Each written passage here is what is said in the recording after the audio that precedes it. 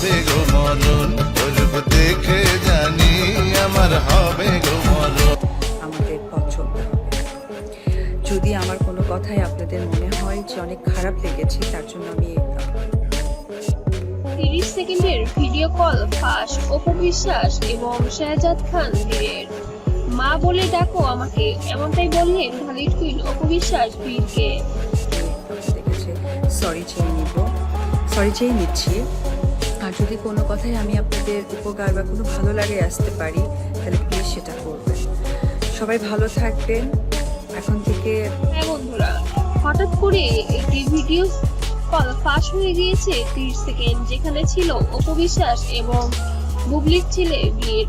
আসলে আমাদের ঢালিউড কুইন অপু বিশ্বাস যে সন্তানদের প্রতি অনেক বেশি স্নেহময়ী এবং অনেক ভালোবাসা কাতর, সেই সন্তানদের জন্য যেন সবকিছুই করতে পারে।